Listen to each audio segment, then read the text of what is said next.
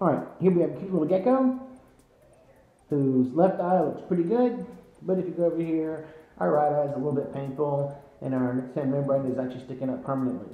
I've swabbed that and put that under the microscope, and I'm seeing a lot of rods as far as bacteria goes. They're rather protected. They've got a non-staining membrane over them, so it usually means they're quite pathologic. We're going to go ahead and start him on some eye drops. There's no sign of upper respiratory tract infection or anything else with this guy. You can even tell he's got a fat tail. And weighing at 62 grams today. This is one of those neat and unique cases where I just made a friend and a client. She just moved in from out of town. We won't say where she's from because we don't want people stalking her.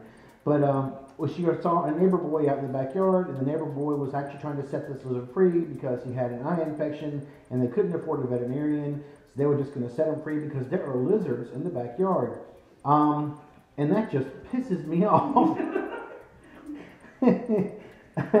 As of recently, there was a ball python seen crossing a road at one of the local highways over here. We know that Florida's got all kinds of problems with the with the pythons and stuff out there, and I just do not want to see Mississippi become that kind of a place.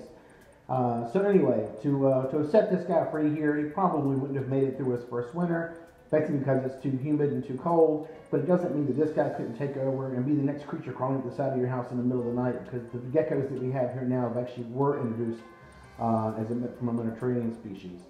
Anyway, and they lived here for hundreds of years. It's been a while. So anyway, back to you people who've got these cute little lizards and these cute pets. These are not an American species. They are not to be set free. When you get them, it is a lifelong commitment. Please remember that. This creature here has really, really good weight. You can see his tail's good and fat. He's standing relatively tall. He does need to have his toes cleaned up from the extra shed and stuff, but I saw Mom working on that when I walked in here earlier, so he's on the right track. And this guy really, except for conjunctivitis, is pretty healthy. If he goes negative, we're just seeing a bacterial infection in the eye. Oh yeah, not the eye, the other eye. Yeah, lift the other one for me. I'm cute. I'm not going to do it. All right.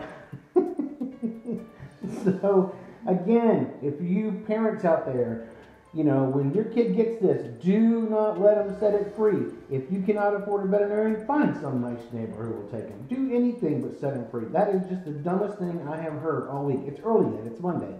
But it's still the dumbest thing I've heard all week.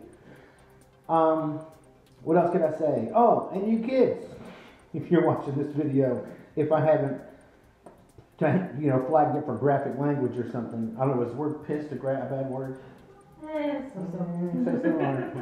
We may have to tag this one, we'll see. If you manage to beat your parents' parental controls, this is not a Mississippi lizard. It's not even an American species.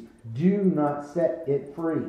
Hear me? Do not set it free. It will ruin things, and it will mess up a lot of wildlife.